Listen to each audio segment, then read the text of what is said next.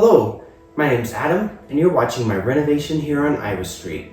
This is the 84th week, and now that I'm back from Ireland, I finally get back to work on the house.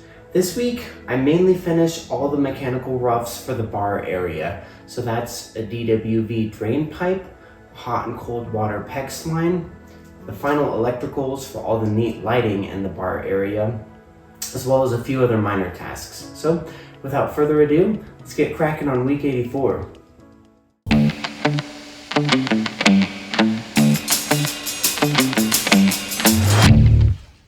I start the week by building some jigs for 1.5-inch PVC pipe that will serve as the drain line for the sink in the bar area downstairs. This has been the hardest part of the bar project by far. Getting hot and cold water lines to the bar sink, no problem.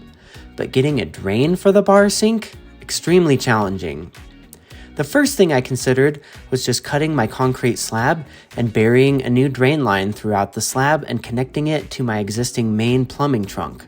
But I did some math and I realized I wasn't going to have enough drop, which it needs to be 1/4 inch per foot, to achieve this. So for a long time, I thought I wouldn't even be able to do a sink until I learned about something in plumbing called sewage ejector pumps. They're basically a 55-gallon drum underneath the concrete slab that a sink or a toilet can drain into. The thing that makes them possible, though, is a giant pump that sits at the bottom, and when a certain volume of water fills that tank, the pump turns on and pumps the water up to a higher elevation, at which point the water can drain into the plumbing system just as it would with a typical gravity-fed system.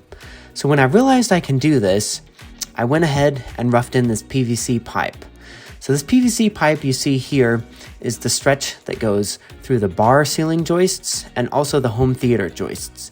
I don't need to connect everything up now and put that sewage ejector pump in, but I do need to have this drain roughed in the ceiling, and that jig maintained my 1/4 inch drop per foot.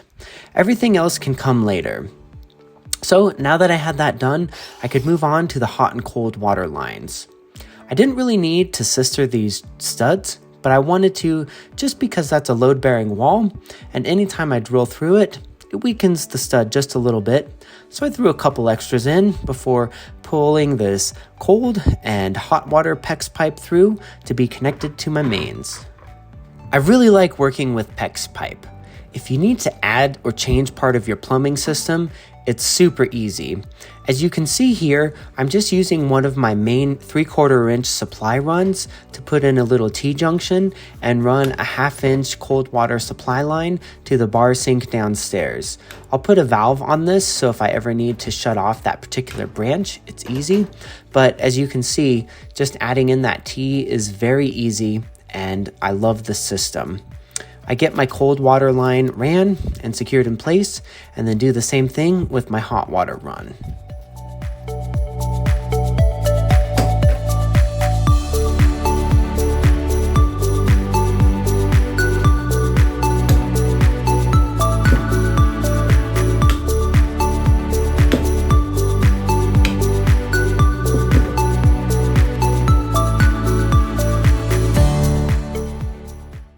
With everything connected to the supply lines, I just have to finish running the PEX pipe through some holes to their final rough destination.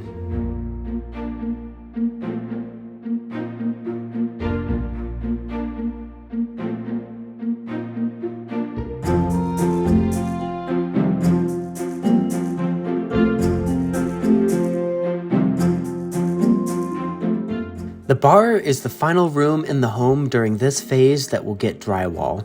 And one of the things blocking me from drywalling this room is putting a little framing around a vent pipe that just couldn't be buried in the joists. So I go ahead and knock out the framing for this little escutcheon around the vent pipe.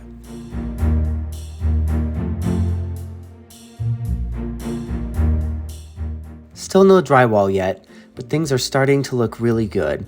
I'm at a point where I can start putting in my vapor barrier and my insulation, and then finally, I can hang up my drywall.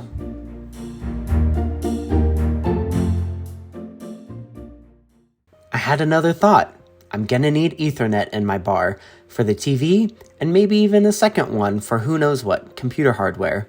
Now's the time to add in any of these little mechanical additions before drywall goes up.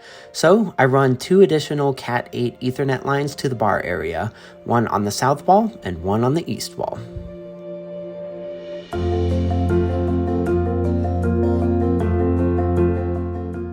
On the weekend, my buddy Carlos and I decide to surprise our old cross-country teammate Omar by joining him at the Breckenridge Brewery Half Marathon. I knocked out a 1:34, and Omar and Carlos were right behind me. It was really awesome to be running with these guys again, and hopefully we'll do it more again in the future. But the morning was just a good time for a run.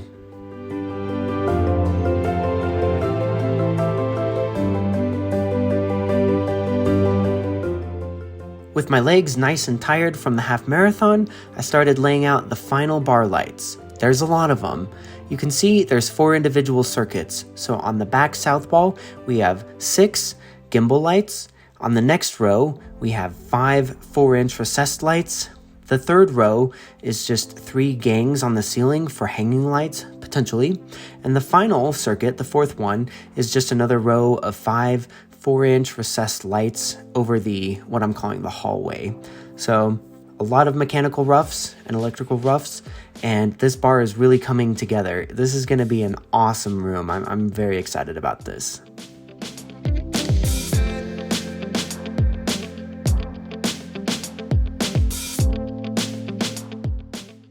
All right, that's a wrap.